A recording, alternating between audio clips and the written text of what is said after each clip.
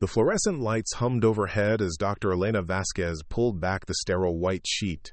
Another Jane Doe, another casualty of the city's escalating violence. The woman appeared to be in her early 30s, auburn hair matted with dried blood, facial features partially obscured by trauma from what the police report described as a hit-and-run accident. Just another statistic in Chicago's mounting crime wave. Before we jump back in, tell us where you're tuning in from, and if this story touches you, make sure you're subscribed, because tomorrow I've saved something extra special for you. Elena had performed hundreds of these preliminary examinations, each one a story cut short, a life reduced to evidence tags and forensic measurements. She reached for the standard identification tag, preparing to assign the woman a case number, when something made her pause. The body's hands were wrong. Despite the obvious trauma, the fingernails were perfectly manicured, not a chip or break in sight. The skin showed no calluses, no signs of manual labor, yet the woman's clothing suggested someone from a working-class background. Elena frowned, pulling on fresh gloves for a more thorough examination. As she lifted the woman's left arm, something metallic caught the light beneath the skin near the wrist. A small, raised area that felt distinctly unnatural under her fingers.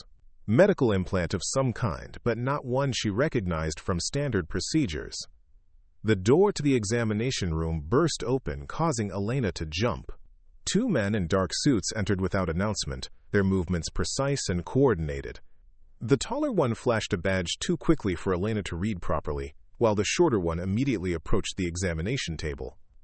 "We'll be taking custody of this body," the tall man said, his tone leaving no room for discussion. "Federal investigation. All documentation needs to be transferred to our jurisdiction immediately." Elena's medical instincts kicked in. Something about their arrival felt orchestrated, too convenient. "I need to see proper authorization before releasing any remains. This is a county coroner's office, not a federal facility." The shorter man was already examining the body, his eyes scanning details with the trained precision of someone familiar with forensic procedures. He paused at the same spot Elena had noticed moments before, his fingers briefly touching the raised area near the wrist. "Doctor," the tall man continued, stepping closer, "this is a matter of national security. The authorization is being processed, but we need to secure the remains immediately." Elena's years of medical training had taught her to trust her instincts when something didn't add up. The timing, the federal interest in what appeared to be a simple traffic fatality, the men's obvious familiarity with the body. None of it felt coincidental. She moved toward her computer terminal, ostensibly to access the case files, but actually to trigger the silent security alert that would bring hospital security to the examination room. "I understand your urgency," she said, buying time, "but protocol requires proper documentation before any transfer. Let me just pull up the preliminary findings." As Elena's fingers moved across the keyboard, she discreetly activated the emergency documentation protocol, automatically backing up all case files to the hospital's secure server. If these men were legitimate federal agents, the files would eventually be released through proper channels. If they weren't, she wanted a record of everything. The shorter man's examination of the body had become more focused. He was looking for something specific, his movements suggesting intimate knowledge of what he might find. Elena watched from the corner of her eye as he carefully examined the area around the woman's hairline, then moved to check behind her ears. "Found it," he said quietly to his partner, his fingers tracing something Elena couldn't see from her position. "Found what?" Elena asked, moving closer to the examination table. The tall man intercepted her movement, gently but firmly placing a hand on her arm. "Doctor, I'm going to need you to step away from the table. This examination is now classified." Elena's medical ethics and curiosity warred with her sense of self-preservation.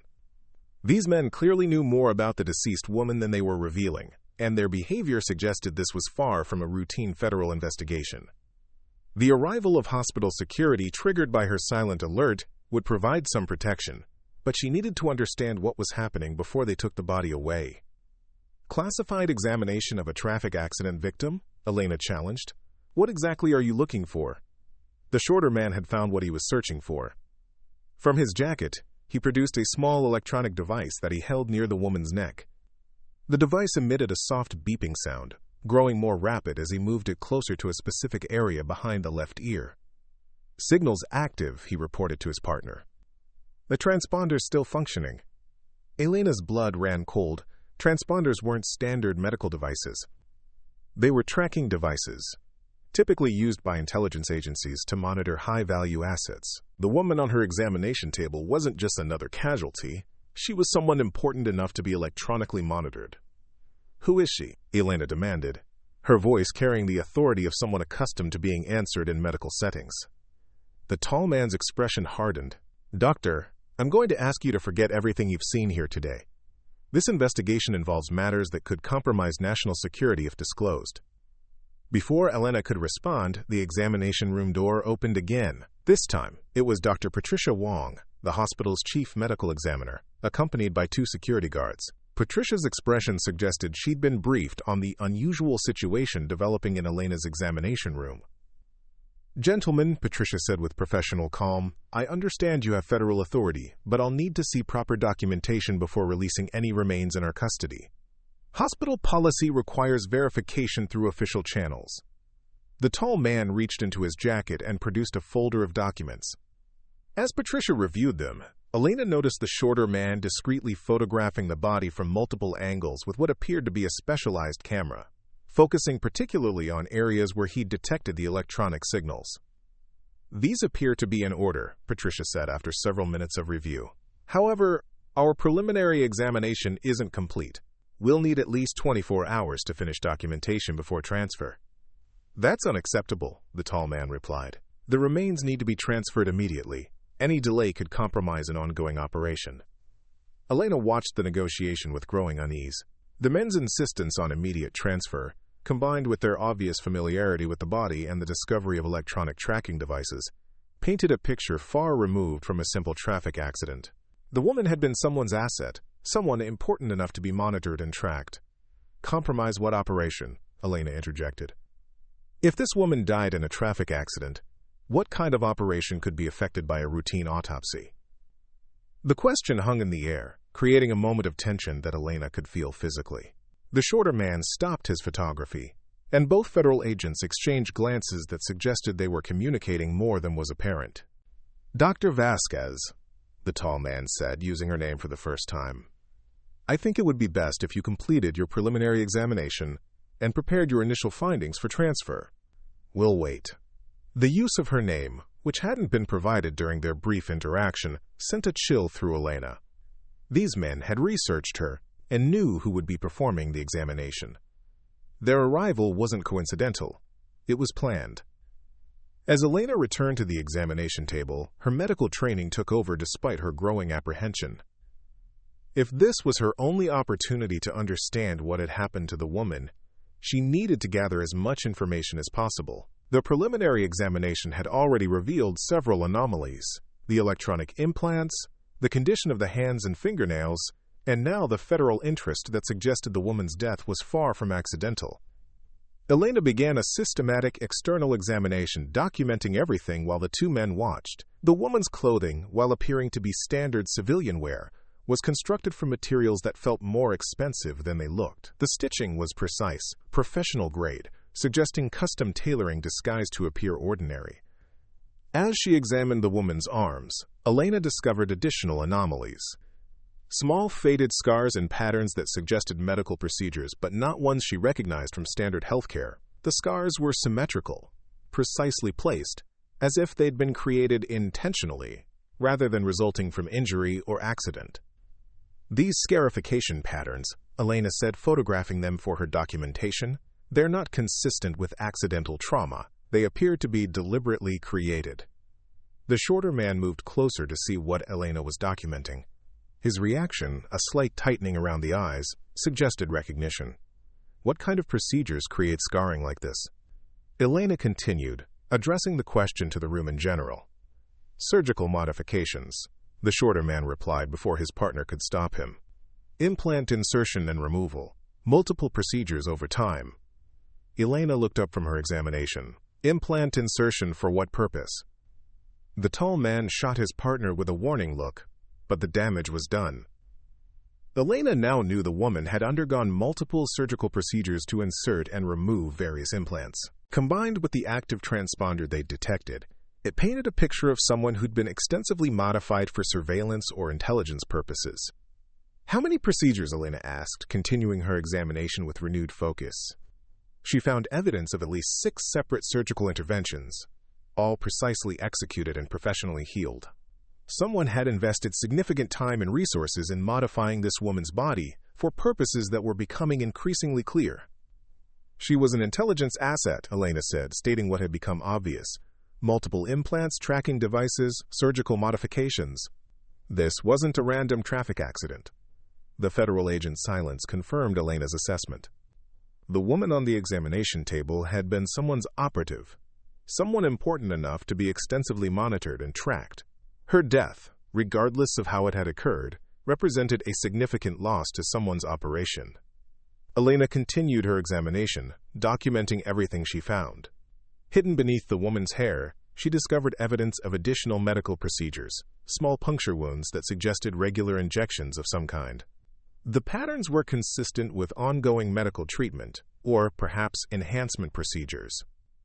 She was receiving regular treatments, Elena noted, photographing the injection sites. Based on the healing patterns, these injections were administered within the last few weeks. As Elena worked, she became aware that the federal agents were becoming increasingly agitated. They clearly wanted to conclude the examination and remove the body, but Elena's thoroughness was revealing more than they'd anticipated. Preparing and narrating this story took us a lot of time, so if you are enjoying it, subscribe to our channel, it means a lot to us. Now back to the story. The examination room door opened once more, and Dr. Wong returned with a hospital administrator Elena didn't recognize. The administrator carried a folder of documents and wore the expression of someone delivering unwelcome news. "I'm sorry, Dr. Vasquez," the administrator said, "but the federal authorization has been verified. We need to conclude the examination and transfer the remains immediately." Elena looked at her nearly complete documentation. She'd discovered evidence of extensive surgical modifications, active tracking devices, regular medical treatments, and professional-grade clothing disguised as civilian wear. Everything pointed to the woman being a highly sophisticated intelligence operative, whose death was far from accidental. "I need another hour to complete the full examination," Elena said. "There are significant findings that need proper documentation." "I'm afraid that's not possible," the tall federal agent replied. "The transfer needs to happen now." As Elena prepared to argue further, the shorter agent approached the examination table with what appeared to be a specialized scanner. He began systematically scanning the woman's body, the device emitting various tones as it detected different types of implants and modifications. "Multiple active devices," he reported to his partner. "Neural interface still functional, cardiac monitor active, and the tracking transponder. Plus at least 3 dormant implants that appear to be data storage devices." Elena's understanding of the situation crystallized. The woman wasn't just an intelligence operative. She was a walking repository of information, equipped with multiple devices for surveillance, monitoring, and data storage. Her death represented not just the loss of an asset, but potentially the compromise of whatever information she'd been carrying. "Data storage implants?" Elena asked. "What kind of information?" The tall agent moved to intercept any further questions. "Doctor, that's classified information. We need you to conclude your examination and prepare the transfer documentation."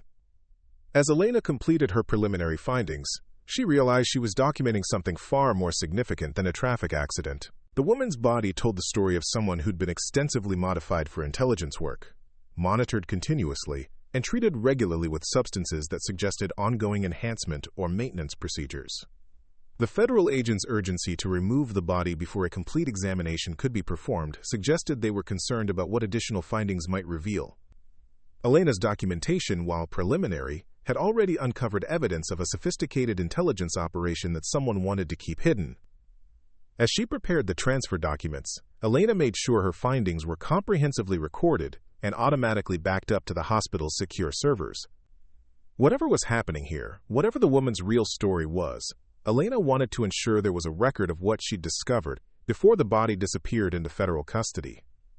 The examination room felt charged with tension as Elena completed her work, the federal agents watching every movement, ready to conclude what had clearly become a more revealing examination than they'd anticipated. Elena signed the transfer documents with reluctance, watching as the federal agents efficiently prepared the body for transport. They worked with practiced coordination, suggesting this wasn't their first time retrieving intelligence assets from civilian facilities. As they wheeled the gurney toward the exit, Elena noticed something that made her blood run cold. The toe tag, which she had attached during her initial examination, had been replaced. Instead of the standard identification number she'd assigned, it now read, Body Double, Real Agent Active. Elena's mind raced as the implications hit her. The woman she'd examined wasn't just an intelligence operative, she was a decoy. Somewhere, the real agent was still alive and operational, while this woman had died protecting that secret. The federal agents weren't just retrieving a dead asset, they were maintaining an elaborate deception.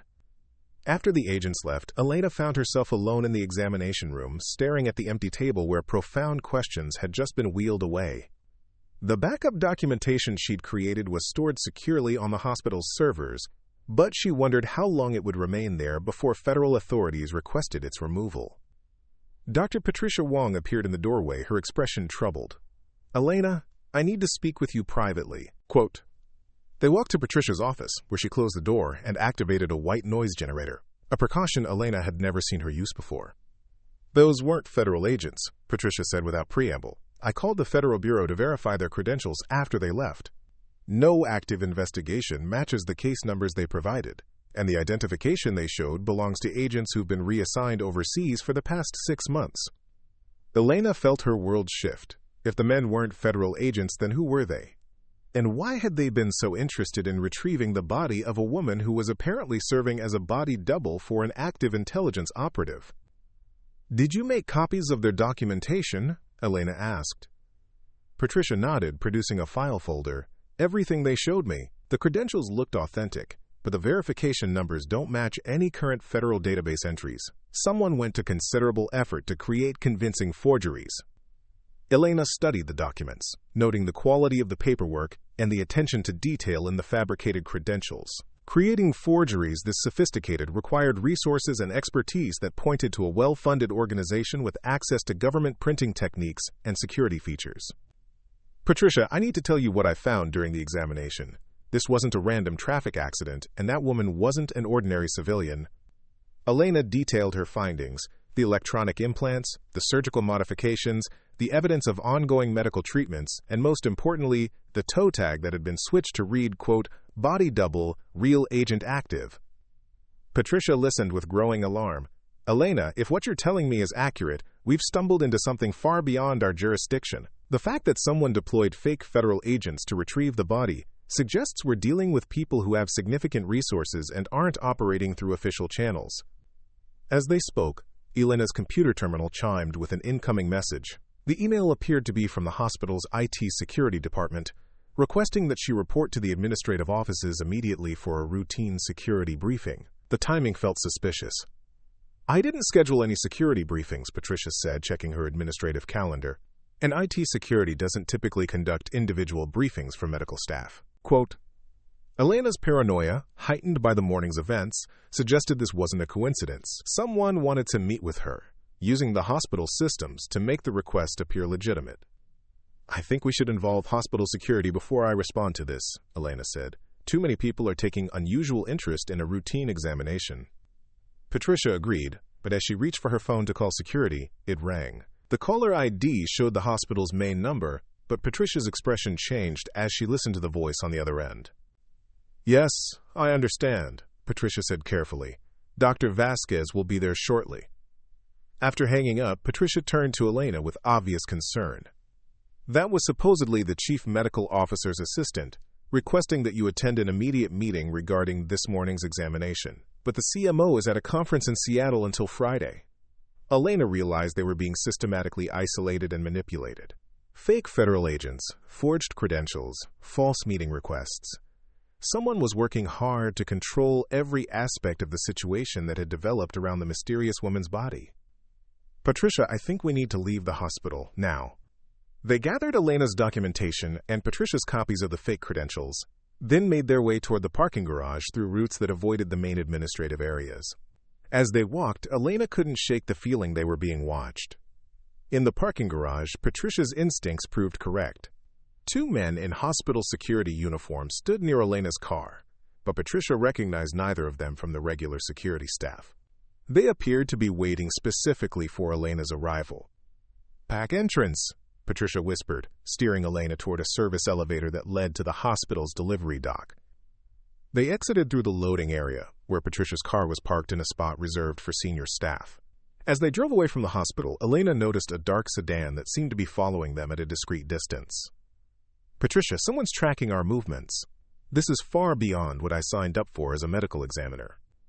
Patricia drove with careful attention to traffic patterns, using techniques Elena suspected she'd learned from somewhere other than medical school. After several turns designed to confirm they were being followed, Patricia pulled into a crowded shopping center and parked near multiple exit routes. "Elena, I need to tell you something," Patricia said as they sat in the car, watching for surveillance. "My background wasn't always in medicine. Before medical school, I worked for a government agency that specialized in analyzing unusual deaths involving intelligence personnel." Elena stared at her colleague with new understanding. Patricia's calm handling of the morning's events, her immediate recognition that the federal agents were fraudulent, and her current counter-surveillance driving suddenly made sense. "You recognized what we were dealing with from the beginning." Patricia nodded. "The moment those men walked into our examination room, I knew we were looking at an intelligence asset recovery operation. But the fact that they were using fake credentials suggests they weren't official. They were private operators, possibly working for whoever was running the deceased woman as a body double." Elena processed this revelation while watching the parking lot for signs of surveillance. So the real agent is still alive and operational, while her body double died in what was made to look like an accident. "That's my assessment," Patricia confirmed. "But here's what concerns me most. If they needed to retrieve the body double's remains this quickly, it suggests the real agent's mission is time-sensitive. Something is happening that requires maintaining the deception that she's dead."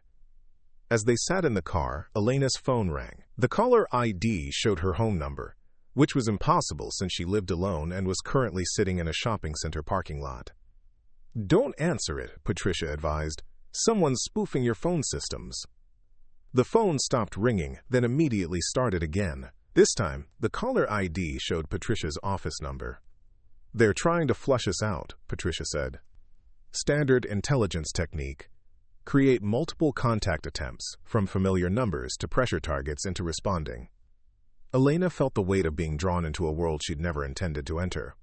Her medical training had prepared her for dealing with death and trauma, but not for electronic surveillance, fake federal agents, and intelligence operations involving body doubles. "Patricia, what do we do? I just wanted to perform a routine examination, and now we're apparently targets of some kind of intelligence operation." Before Patricia could respond, her phone chimed with a text message from an unknown number. "Drive. Wong, we need to meet. The woman you examined this morning wasn't the first body double. There are others, and Dr. Vasquez's examination uncovered evidence that could expose the entire network. Parking lot, east entrance, blue Honda Civic. Come alone." Patricia showed Elena the message. "Someone knows exactly what we discovered and where we are right now." Elena scanned the parking lot until she spotted the blue Honda Civic near the east entrance. A woman sat in the driver's seat, watching their location through the windshield. "This could be a trap," Elena said. "Or it could be someone trying to warn us," Patricia replied. "But either way, we're not learning anything sitting here." They approached the Honda Civic cautiously, Patricia leading with the confidence of someone trained in these situations. The woman in the driver's seat appeared to be in her 40s, wearing civilian clothes that looked deliberately unremarkable. "Dr. Wong," the woman said through the partially opened window, "my name is Agent Rebecca Torres, and I need your help to prevent a major intelligence disaster." Patricia studied the woman carefully. "Show me credentials." Agent Torres produced identification that appeared genuine, along with a badge from the Department of Homeland Security. Unlike the morning's fake federal agents, Torres's credentials included verification codes that Patricia could check immediately using her phone. "Dr. Vasquez," Torres continued, "your examination this morning uncovered evidence of a body double network that we've been investigating for months. The woman who died wasn't a random casualty. She was murdered to prevent her from exposing the operation." Elena felt another shift in her understanding of the situation. The woman hadn't died in an accident. She'd been killed to maintain the secrecy of an intelligence operation that involved multiple body doubles. "How many body doubles are there?" Elena asked. At least 12 that we've identified, Torres replied. All created to provide cover for high-value intelligence assets operating in deep cover. The network has been running for over 3 years, but someone inside the operation has been systematically eliminating the body doubles. Patricia leaned closer to the car window. Why eliminate them? Because the real agents they're covering for have been compromised, Torres explained. Someone is burning the entire network, killing the body doubles to prevent them from revealing information about the real agents' activities. Elena realized the implications were far worse than she'd initially understood. Not only was she dealing with an intelligence operation involving body doubles, but she'd stumbled into the middle of a systematic elimination campaign targeting the participants. The men who retrieved the body this morning, Elena said, they weren't trying to maintain the operation, they were cleaning up evidence. Torres nodded grimly. And your examination documented evidence they hadn't expected anyone to find. The electronic implants, the surgical modifications, the treatment protocols. That information could lead investigators to the real agents. So now we're targets, Patricia concluded. I'm afraid so, Torres confirmed. But I can offer you protection if you're willing to help us stop whoever is eliminating the network. Elena looked at Patricia, realizing they'd reached a decision point. They could try to return to their normal lives and hope the people running the elimination campaign would leave them alone, or they could actively help Agent Torres investigate the network and risk becoming deeper targets. What kind of help do you need? Elena asked. Torres glanced around the parking lot before responding. We need your medical expertise to examine other body doubles who've died under suspicious circumstances. Your documentation from this morning was the first comprehensive analysis we've obtained, and it revealed details our standard autopsy procedures missed. Patricia considered the proposal. How many other suspicious deaths are we talking about? 7 in the past 6 months, Torres replied. All attributed to accidents or natural causes, but all involving women who fit the profile for body double operations. Elena felt the scope of the situation expanding beyond anything she'd imagined when she'd started her routine examination that morning. What had begun as analyzing one suspicious death was becoming an investigation into a systematic elimination campaign targeting an extensive intelligence network. If we agree to help, Elena said, what kind of protection can you provide? Torres reached into her jacket and produced 2 small electronic devices. Personal transponders linked directly to federal response teams. If you're threatened, activation brings immediate assistance. Quote. Elena accepted the device, noting its similarity to the tracking transponder she'd discovered in the body double's neck. The irony wasn't lost on her. She was now carrying the same type of device that had helped identify the woman as an intelligence asset. There's something else you should know, Torres added. The real agent that this morning's body double was covering for is still alive and operational. She's been conducting a long-term investigation into international arms trafficking, and her work is critical to preventing a major weapons shipment from reaching terrorist organizations. Patricia understood the implications immediately. So maintaining the deception that she's dead is essential to protecting both her mission and her life. Exactly, Torres confirmed. Which is why whoever is eliminating the body doubles represents a threat not just to the intelligence network but to national security. Elena realized she was being offered a choice between returning to her routine medical examiner duties or becoming part of an investigation that could help protect both intelligence assets and prevent weapons from reaching terrorists. The weight of responsibility felt overwhelming, but her medical oath to protect life extended beyond individual patients to larger threats. When do we start? Elena asked.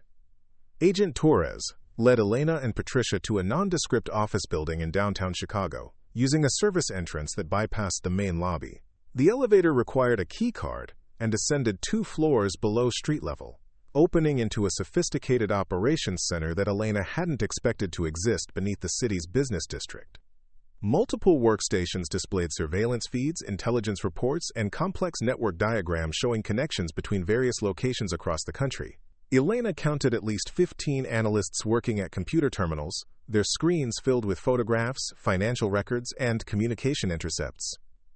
Welcome to Task Force Mirror, Torres announced as they entered the main operations floor. For the past 18 months, we've been tracking what we initially thought was a simple identity theft ring. What we discovered was far more sophisticated. Torres led them to a wall-mounted display showing photographs of 12 women, all bearing striking resemblances to each other despite obvious differences in age, hair color, and styling. Each photograph was marked with a location, date, and status indicator. 7 showed red status markers. These are the confirmed body doubles, Torres explained. Each was recruited and surgically modified to serve as a physical stand-in for Agent Catherine Mills, whose real identity and current location remain classified even within our task force. Elena studied the photographs, noting the subtle surgical modifications that had been made to create physical resemblances. Nose reshaping, cheekbone enhancement, jawline adjustments, all precisely executed to create convincing doubles without making the modifications obvious to casual observation.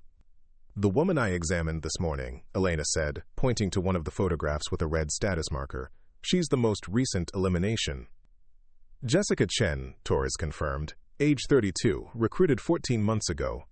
According to our intelligence, she was becoming suspicious about the true nature of her assignment and had begun asking questions about the real Agent Mills. Patricia approached the display, her medical background allowing her to identify the surgical modifications more readily than the intelligence analysts. These procedures weren't performed by the same surgeon. Different techniques, varying levels of skill. Someone was using multiple medical facilities to avoid creating patterns. Torres nodded approvingly. "That's exactly the kind of analysis we need. Our investigation has focused on the intelligence aspects, but we've lacked medical expertise to understand how the network operated from a procedural standpoint." Elena noticed another pattern in the photographs. The women with red status markers, they all show signs of more extensive modifications. More procedures, more sophisticated implants based on what I observed this morning. Which suggests, Patricia added, that the elimination targets are being selected based on how much they know about the operation. The more extensively modified doubles would have required more medical procedures, more contact with the network's infrastructure. Torres pulled up additional files on her tablet, sharing them with Elena and Patricia. Financial records show payments from shell companies to medical facilities in 7 different states. Each facility performs specific types of procedures: surgical modifications at one location, implant insertion at another, ongoing medical maintenance at a third. Quote, Elena reviewed the medical records, noting the careful compartmentalization of the procedures. No single facility had complete knowledge of what was being done to each woman, making it difficult for medical personnel to understand the full scope of the operation. Compartmentalization also protected the network, Elena realized. If one facility was compromised, they couldn't expose the entire operation. Until now, Torres said grimly, someone with access to the complete network structure has decided to eliminate all traces of the body double program. Our investigation suggests this isn't being done for security reasons. It's being done to cover up something else. Patricia studied the financial records more carefully. These payment amounts are significant. Creating and maintaining 12 body doubles would cost millions of dollars. What kind of mission justifies this level of investment?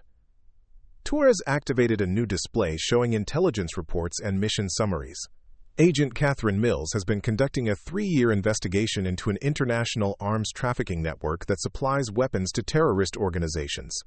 Her work has already prevented 4 major attacks and led to the seizure of over $50 million in illegal weapons. Elena began to understand the stakes involved. So eliminating the body doubles isn't just about covering up the program. It's about compromising Agent Mills's mission. Exactly, Torres confirmed. If the body double network is exposed, Agent Mills's cover is blown and 3 years of intelligence work is lost.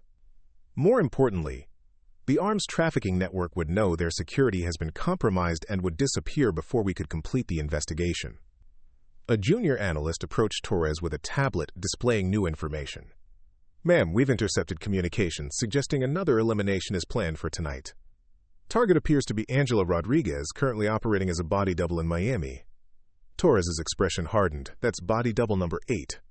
If this elimination succeeds, we'll have lost 2/3 of the network in 6 months. Elena felt the urgency of the situation intensify. Can we warn her? We've tried, Torres replied. But the body doubles were trained not to trust communications from unknown sources, even apparent law enforcement.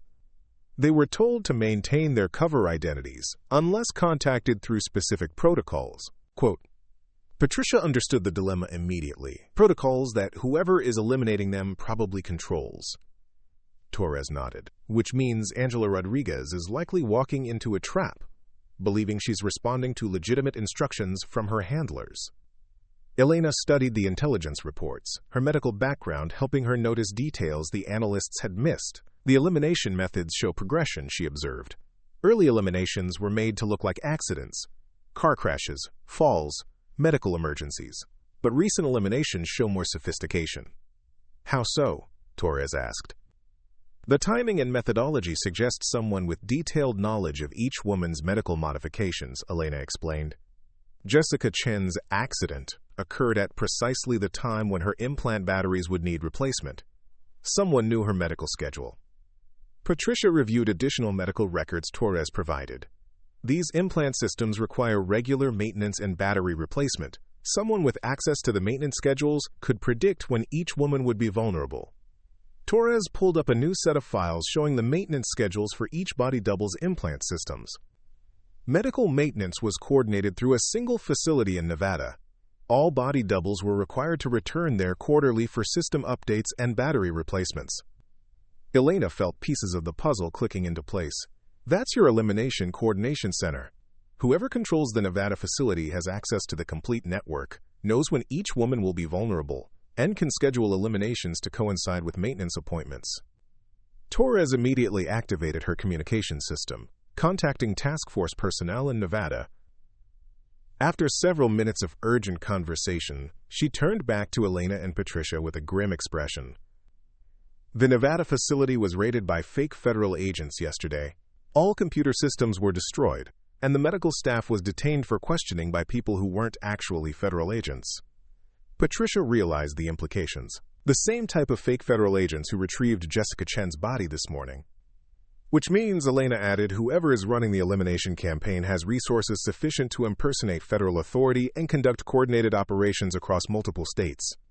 Torres activated additional displays showing the scope of the investigation. Financial records, communication intercepts, and surveillance data revealed a sophisticated operation with connections to private military contractors, offshore banking systems, and international intelligence services. Our investigation has identified at least 30 individuals involved in supporting the body double network, Torres explained. Medical personnel, financial coordinators, security specialists, and administrative support. But we haven't identified who's coordinating the elimination campaign. Elena studied the network diagrams, applying her analytical thinking to the intelligence data. The elimination campaign requires detailed knowledge of the body double program, but it also requires different resources: assassination specialists, fake credential creation, coordination across multiple states. That suggests two different organizations. One that created and operated the body double network, Patricia continued, and another that's systematically destroying it. Torres pulled up additional intelligence reports. That assessment matches our current theory. The body double network was created by a legitimate intelligence operation to protect Agent Mills's mission. But the elimination campaign appears to be run by the same arms trafficking network she's investigating. Elena felt the scope of the situation become clear. They've identified that Agent Mills isn't really dead, figured out the body double deception, and now they're eliminating the doubles to flush out the real agent. Which explains the urgency, Torres added. If they eliminate enough body doubles, Agent Mills will be forced to surface to protect the remaining ones, exposing herself and compromising 3 years of intelligence work. Patricia approached one of the workstations displaying communication intercepts. These financial transactions, they show payments to medical facilities, but also to private military contractors. Someone's paying for both the creation and destruction of the network. Torres reviewed the financial data Patricia had identified. Follow the money backwards. If we can identify who's funding the elimination campaign, we can identify who's running it. Elena joined Patricia at the workstation, applying her analytical skills to the financial records. The payment patterns showed a complex web of shell companies and offshore accounts, but certain recurring elements suggested common sources of funding. Here, Elena said, highlighting specific transactions. These payments all route through the same intermediary bank in the Cayman Islands, regardless of their apparent origin. Someone's trying to hide a single funding source behind multiple apparent sources. Torres contacted financial analysts within the task force, sharing Elena's findings. Within minutes, additional data appeared on the screens showing the hidden connections between the various shell companies. Excellent work, Torres said. This analysis reveals that both the creation and elimination of the body double network are being funded by the same source, which means someone has been playing both sides of the operation. Patricia studied the new data. Someone with access to the legitimate intelligence operation created the elimination campaign to destroy their own network. The question is why? Elena reviewed the timeline of eliminations compared to the progress of Agent Mills's investigation. The eliminations accelerated after Agent Mills identified key figures in the arms trafficking network. Someone realized her investigation was getting too close to exposing them. Someone inside our own intelligence apparatus, Torres concluded grimly. Someone with access to classified information about Agent Mills's mission and the body double network created to protect it. The realization that they were dealing with a betrayal from within the intelligence community added a new layer of complexity to an already dangerous situation. Elena and Patricia had volunteered to help investigate what they thought was an external threat, but they were actually dealing with corruption within the system designed to protect national security. How do we identify the insider? Elena asked. Torres activated a new display showing personnel records for everyone with access to information about Agent Mills's mission. We start by analyzing who had access to the information needed to coordinate the elimination campaign. Then we look for financial connections to the funding sources you've identified. Elena realized their medical expertise had become crucial to unraveling a conspiracy that extended far beyond what she'd discovered during her examination of Jessica Chen. Their analysis of the surgical modifications, implant systems, and medical maintenance schedules had revealed patterns that the intelligence analysts had missed. What about Angela Rodriguez? Patricia asked. The woman who's supposed to be eliminated tonight? Torres checked her communication systems. Miami team is attempting to intercept her before she reaches what she believes is a routine maintenance appointment, but they have to do it without alerting whoever is coordinating the elimination campaign that we've identified the pattern. Elena watched the operations center continue its urgent activity, realizing she'd become part of an investigation that could determine whether Agent Mills's 3-year mission succeeded or failed, whether terrorist organizations acquired advanced weapons, and whether the corruption within the intelligence system could be exposed and stopped. The weight of responsibility felt overwhelming, but Elena's commitment to protecting life extended beyond individual patients to the broader threats her medical expertise was now helping to address. The operations center erupted in controlled urgency as multiple communication channels activated simultaneously. Elena watched intelligence analysts coordinate with field teams across 3 states, while Torres managed the overall response to prevent Angela Rodriguez's elimination in Miami. The sophisticated coordination required to save one woman while maintaining the secrecy of the broader investigation demonstrated the complexity of the intelligence world Elena had been thrust into. The Miami team has visual contact with the target, announced a communications specialist. The subject is proceeding toward the maintenance facility as scheduled, unaware of the threat. Torres studied tactical displays showing real-time positioning of both Angela Rodriguez and the surveillance teams tracking her movements. The intercept team needs to make contact before she enters the facility, but without alerting facility personnel that we've identified their role in the elimination campaign. Elena realized the delicate balance required. If they saved Angela Rodriguez too, obviously, whoever was coordinating the eliminations would know their pattern had been discovered and would accelerate the timeline for eliminating the remaining body doubles. But if they failed to intercept her, they would lose another piece of evidence and another life. Patricia approached a workstation displaying medical records for the remaining body doubles. Elena, look at this. The medical modification patterns for the surviving doubles show something significant. Quote, Elena joined Patricia at the terminal, studying the surgical records and implant specifications for the 4 remaining body doubles. Each woman had undergone different levels of modification, but the surviving doubles all shared one common element that the eliminated ones had lacked.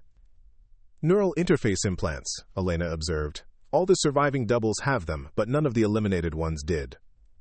Torres overheard their discussion and approached with obvious interest. What's the significance of neural interface implants? Patricia pulled up technical specifications for the devices. Neural interfaces allow direct monitoring of brain activity, memory formation, and cognitive processing. They're experimental technology, usually reserved for the most sensitive intelligence applications. Elena studied the medical data more carefully. These aren't just monitoring devices. The specifications show capability for memory modification and cognitive influence. Someone can actually alter what these women remember about their experiences. Torres felt the implications immediately, which means the surviving body doubles might not have complete memories of their involvement in the network. They could have witnessed eliminations, met the people coordinating them, even participated in activities they no longer remember. The realization that the surviving body doubles might possess crucial intelligence locked away in modified memories added a new dimension to the investigation. Elena's medical expertise was revealing aspects of the operation that even experienced intelligence analysts hadn't considered. Can the memory modifications be reversed? Torres asked. Patricia reviewed the technical documentation. Theoretically, yes, but it would require specialized medical procedures and equipment that most facilities don't possess. The process would also be dangerous. Improper memory recovery could cause permanent cognitive damage. Elena noticed additional details in the medical records. The neural interfaces require more frequent maintenance than the other implant systems. Every 30 days instead of quarterly. That gives us more opportunities to intercept the remaining doubles. Torres activated her communication system to share this discovery with field teams. All units, be advised that surviving targets have neural interface implants requiring monthly maintenance. Cross-reference maintenance schedules with elimination patterns. Quote, within minutes, responses came back from multiple field teams. The pattern Elena had identified proved crucial. All surviving body doubles were scheduled for neural interface maintenance within the next 2 weeks, providing both opportunities for contact and windows of vulnerability. Miami team reports successful intercept, announced the communications specialist. Target is secure and being transported to a safe location for medical evaluation. Torres felt visible relief at the successful intervention, but Elena noticed something troubling in the medical data she was reviewing. Torres, Angela Rodriguez's neural interface shows recent activity. Someone accessed her memory systems within the past 72 hours. Patricia joined Elena in analyzing the interface data. Memory modification sessions. Extensive ones. Someone was either extracting information from her memories or implanting false ones. Torres realized the implications. If they'd been modifying her memories, she might not remember crucial information about the elimination campaign. But she also might have false memories that could mislead our investigation. Elena continued studying the neural interface data. The modification pattern suggests information extraction rather than implantation. Someone was downloading her memories before eliminating her. Which means, Patricia added, they're not just eliminating the body doubles to prevent exposure, they're harvesting information from them first. Torres felt the investigation shift again. The elimination campaign wasn't just about destroying evidence. It was about gathering intelligence from the body doubles before eliminating them. The neural interfaces that Elena had identified as potentially containing crucial information were actually being used to extract that information before the eliminations occurred. We need immediate medical evaluation of Angela Rodriguez's neural interface, Torres decided. If they extracted information from her memories, we need to know what they learned. Elena reviewed the technical requirements for neural interface analysis. We'll need specialized equipment and a controlled medical environment. The procedures are too complex and dangerous to perform in a field setting. Torres activated secure communications with a facility Elena hadn't expected. Medical team at Walter Reed, this is Task Force Mirror. We need immediate neural interface evaluation for a high-priority subject, requesting secure transport and full neurological assessment. As arrangements were made for Angela Rodriguez's medical evaluation, Elena noticed another pattern in the data that had been troubling her. Torres, the timing of the memory extraction suggests they're looking for specific information, not general intelligence about the network, but something particular. Patricia studied the extraction patterns Elena had identified. The neural interface logs show focused access to memory centers associated with visual recognition and location awareness. They're looking for information about places and people the body doubles encountered. Torres understood immediately. They're trying to identify where Agent Mills is operating and who she's been in contact with. The memory extractions are designed to trace her movements through the experiences of her body doubles. Elena felt the pieces of a larger puzzle coming together. The body doubles weren't just decoys to protect Agent Mills's identity.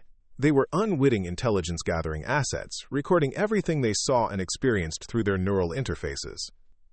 And now someone is harvesting those recordings to track down the real agent, Patricia concluded. Torres activated emergency communications with senior task force leadership. Priority Alpha message. Elimination campaign is actually intelligence harvesting operation designed to locate Agent Mills. Neural interface memory extraction confirmed. Elena continued analyzing the medical data while Torres coordinated the urgent response. The neural interface logs revealed that memory extractions had been occurring for months, not just during the recent elimination campaign. Someone had been systematically downloading information from the body doubles throughout their service. Torres, this operation has been compromised from the beginning, Elena announced. The neural interface logs show regular memory extractions dating back to when the body doubles were first deployed. Whoever is running the elimination campaign has been gathering intelligence about Agent Mills's mission for over a year. Patricia reviewed the historical extraction patterns. They know everything. Every contact Agent Mills has made. Every location she's visited. Every aspect of her investigation into the arms trafficking network. Torres felt the full scope of the betrayal become clear. The body double network hadn't just been infiltrated. It had been designed from the beginning to gather intelligence about Agent Mills while appearing to protect her. The person coordinating the elimination campaign had access to 3 years of detailed intelligence about one of the most sensitive operations in the intelligence community. We need to warn Agent Mills immediately, Torres decided. Her cover isn't just blown. They have detailed intelligence about every aspect of her mission. Elena noticed something else in the neural interface data that made the situation even more urgent. The memory extraction from Angela Rodriguez shows recent downloads related to weapons shipment schedules and delivery locations. Agent Mills was getting close to intercepting a major arms transfer. Torres realized the timeline had accelerated beyond their ability to control. If they have intelligence about the weapons shipment, they'll move to complete the transfer before Agent Mills can intercept it. We're not just racing to save the body doubles. We're racing to prevent a major weapons transfer to terrorist organizations. Patricia studied the weapons-related intelligence extracted from Angela Rodriguez's memories. The neural interface data shows detailed information about shipping containers, port facilities, and transfer schedules. Agent Mills had gathered enough intelligence to stop the shipment, but now that intelligence is in the wrong hands. Elena watched Torres coordinate emergency response protocols while she and Patricia continued analyzing the medical data that had become crucial to understanding the scope of the compromise.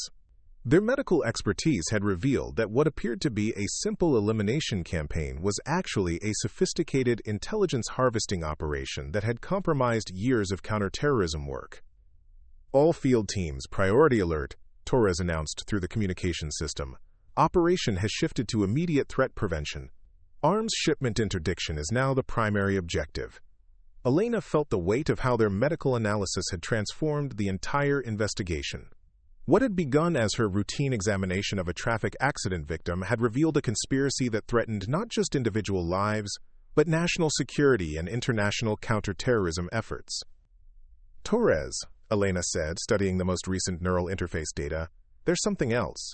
The memory extraction from Angela Rodriguez shows information about other intelligence assets, not just Agent Mills. The arms trafficking network has been using the body double intelligence to identify multiple undercover operations. Patricia verified Elena's findings. The neural interface data includes recognition patterns for at least 6 different intelligence assets operating in various locations. This isn't just about compromising Agent Mills. They've been mapping our entire intelligence network. Torres realized they were dealing with an intelligence disaster of unprecedented scope. The body double network designed to protect one agent had been used to expose multiple agents and operations across different agencies and regions.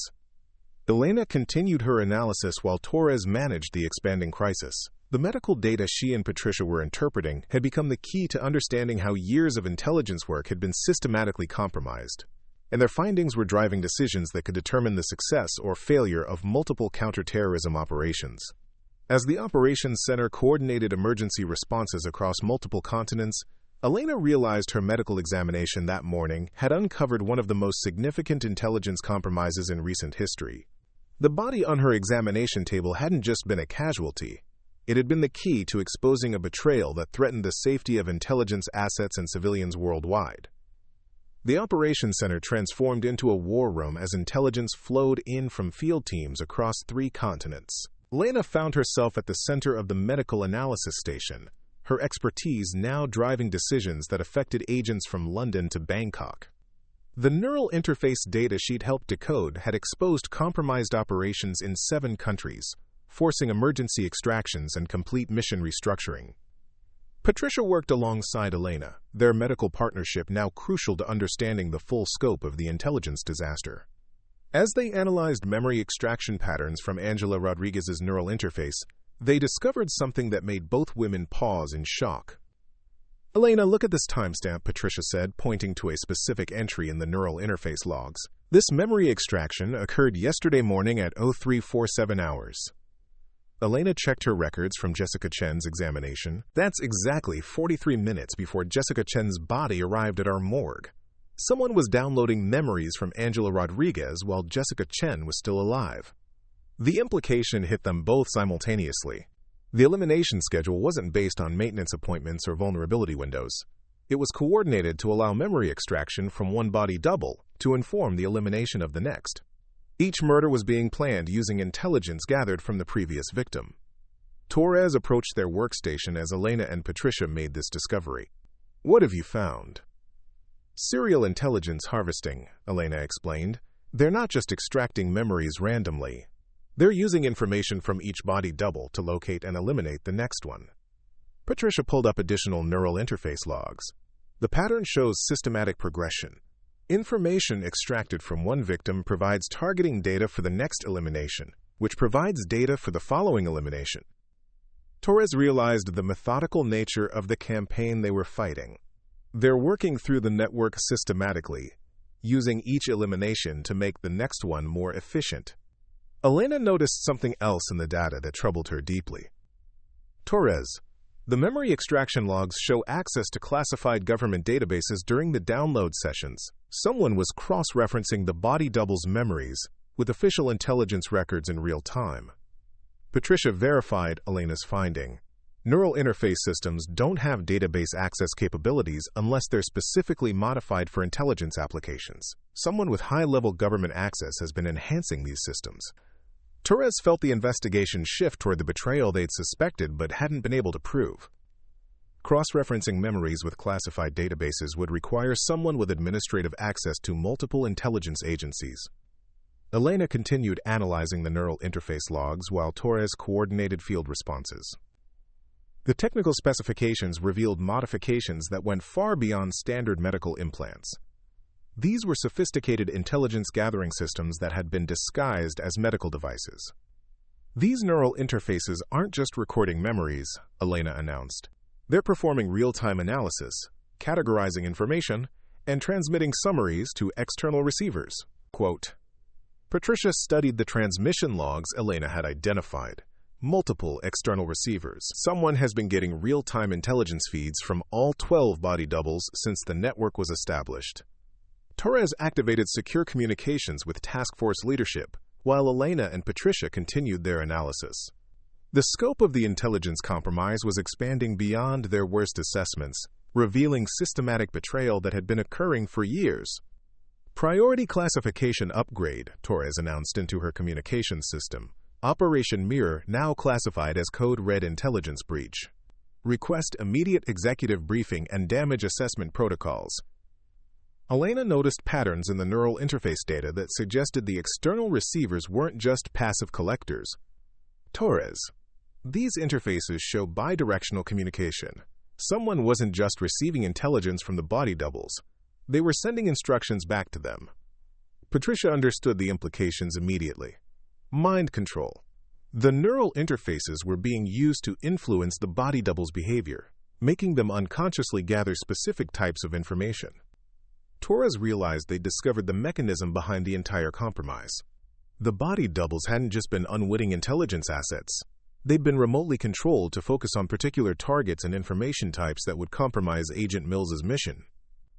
Elena's analysis revealed the sophistication of the control mechanisms. The neural interfaces show programming for behavioral modification, memory suppression, and cognitive redirection. These women weren't just doubles. They were remote-controlled intelligence-gathering assets. As Elena and Patricia continued their medical analysis, Torres received urgent communication from field teams. "Ma'am, We've intercepted communication suggesting the arms shipment has been moved up. Transfer now scheduled for tonight instead of next week. Torres felt the timeline compress beyond their ability to respond effectively. Location? Port of Long Beach, California. Container ship MSV Northern Star, departing for international waters at 2,300 hours. Elena looked up from her analysis. That's where Agent Mills was planning to intercept the shipment. The neural interface data from Angela Rodriguez contains detailed intelligence about her surveillance plans for that exact location. Quote, Patricia realized the trap being set. They're using Agent Mills's own intelligence against her.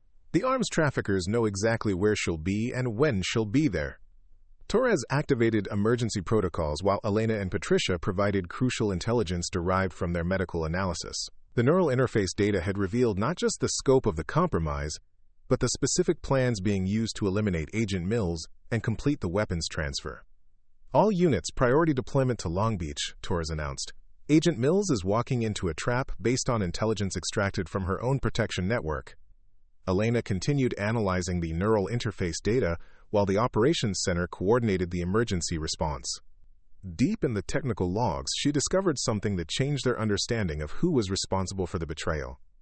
Torres, I've found the source of the neural interface modifications, Elena announced. The programming signatures trace back to a specific government contractor, Meridian Cognitive Systems. Patricia researched the company while Elena continued her analysis. Meridian Cognitive Systems has classified contracts with multiple intelligence agencies for experimental neural interface development. The company's chief technology officer is Dr. Nathan Cross. Torres felt recognition at the name. Dr. Cross has security clearances for projects across all major intelligence agencies. He would have access to the databases needed to enhance the neural interface systems. Elena discovered additional evidence in the neural interface logs. The programming modifications all carry Dr. Cross's digital signature. He's been directly controlling the body double network from the beginning. Patricia found troubling connections in Dr. Cross's background.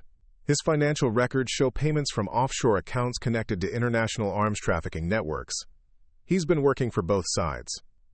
Torres realized they'd identified the traitor at the heart of the intelligence compromise. Dr. Nathan Cross had used his legitimate access to classified neural interface technology to create a sophisticated intelligence-gathering network that appeared to protect Agent Mills while actually exposing her to the arms traffickers she was investigating. All units, be advised that Dr. Nathan Cross of Meridian Cognitive Systems is identified as a hostile actor responsible for intelligence compromise, Torres announced through the communication system. Elena noticed something urgent in the neural interface data. Torres, the logs show Dr. Cross is remotely accessing Angela Rodriguez's neural interface right now. He's trying to download her memories even though she's in our protective custody. Patricia verified Elena's finding. Active data extraction in progress. He's using emergency override protocols to bypass our security measures. Torres immediately contacted the medical team evaluating Angela Rodriguez. Walter Reed Medical. This is Task Force Mirror. Disconnect the subject's neural interface immediately. Active hostile access in progress. Elena watched the real-time data streams while Torres managed the emergency response. The neural interface logs showed Dr. Cross attempting to extract critical information about Task Force Mirror's operations, their investigation methods, and Elena's role in exposing the network. He's trying to learn how we discovered the pattern, Elena realized. If he successfully downloads Angela Rodriguez's recent memories, he'll know exactly how we identified the neural interface compromise. Patricia understood the implications, which means he'll know how to modify the remaining neural interfaces to prevent us from gathering additional intelligence. Torres felt the investigation reaching a critical point. They'd identified the traitor and understood his methods, but he was actively working to cover his tracks and eliminate the evidence they needed to stop the arms shipment and protect Agent Mills. Elena discovered additional intelligence in Dr. Cross's neural interface programming. Torres, the control systems show planned activations for the remaining body doubles. He's going to use them to create a coordinated distraction during the arms transfer tonight.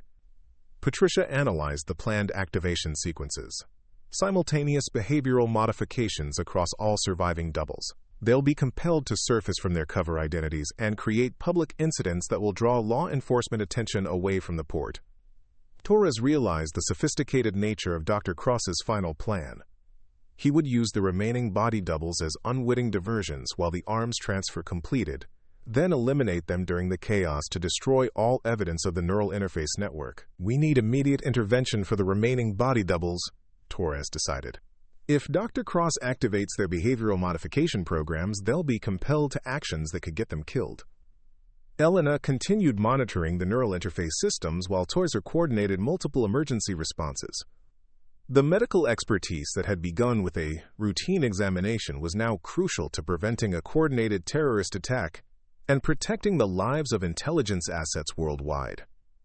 Torres, Dr. Cross is implementing lockout protocols on the neural interface systems, Elena announced. He's trying to prevent us from accessing the remaining doubles interfaces to warn them about the activation sequences. Patricia analyzed Dr. Cross's defensive measures. He's using his administrative access to isolate the neural interfaces from external communication. The remaining body doubles won't be able to receive warnings through normal channels. Torres felt the complexity of the situation they were fighting. Dr. Cross had designed the neural interface network with multiple layers of control and security that he could use to protect his operation even after being exposed. Elena made a crucial discovery in neural interface programming. Torres, there's a master override sequence that can disable all neural interfaces simultaneously, but it requires medical authorization codes that only a qualified neurological specialist can provide. Patricia studied the override requirements. The medical authorization system requires real-time verification from someone with advanced neural interface expertise. Dr. Cross designed it to prevent unauthorized access, but it also means we can't disable the system without specialized medical knowledge. Torres realized that Elena and Patricia's medical expertise had become not just important to the investigation, but essential to stopping Dr. Cross's final plan. Their ability to understand and manipulate the neural interface systems was the only way to prevent the coordinated distraction and protect the remaining body doubles. Elena, Patricia, Torres said, I need you to prepare for field deployment. Your medical expertise is now critical to preventing a terrorist attack and saving Agent Mills. Elena felt the weight of responsibility as the situation reached its climax. Her routine medical examination had exposed an intelligence compromise. Her analysis had identified the traitor, and now her medical skills were needed to prevent an international crisis. The body double network that had begun as protection for one agent had become the key to preventing weapons from reaching terrorist organizations worldwide. Elena and Patricia found themselves aboard a military transport aircraft racing toward Long Beach, California, their medical equipment secured in tactical cases designed for field operations. The transformation from medical examiners to field operatives felt surreal, but their expertise with neural interface systems had made them indispensable to preventing Dr. Cross's final gambit. Torres briefed them during the flight using encrypted communication systems. Agent Mills has been contacted and warned about the trap, but she's chosen to proceed with the mission. 3 years of intelligence work has identified this as the largest arms shipment to terrorist organizations in recent history. She won't abandon the operation. Elena studied the technical specifications for the master override system while Patricia reviewed the medical procedures required to disable the neural interfaces safely. The override sequence requires simultaneous medical authorization from 2 qualified specialists, Elena noted. Dr. Cross designed it as a safeguard, but it also means we both need to be present for the shutdown. As their aircraft approached Long Beach, field teams reported troubling developments. All 4 surviving body doubles have gone active, Torres announced. They've abandoned their cover identities and are converging on high-profile locations across the city. Dr. Cross has triggered the distraction protocol. Patricia monitored neural interface signals from the aircraft's communication suite. Behavioral modification programs are running at maximum intensity. These women are being compelled to create public incidents that will overwhelm local law enforcement. Elena realized the sophistication of Dr. Cross's final plan. While authorities responded to 4 simultaneous emergencies created by the controlled body doubles, the arms transfer would proceed without interference. Agent Mills would face the trap alone, and the weapons would reach international waters before anyone could respond. Their aircraft landed at a secure facility near the port, where Elena and Patricia were met by tactical teams preparing for multiple simultaneous operations. The complexity of the response required coordination between medical intervention to save the body doubles, intelligence operations to protect Agent Mills, and law enforcement action to prevent the arms transfer. Medical Team Alpha will accompany DRs Vasquez and Wong to the neural interface override location, Torres announced.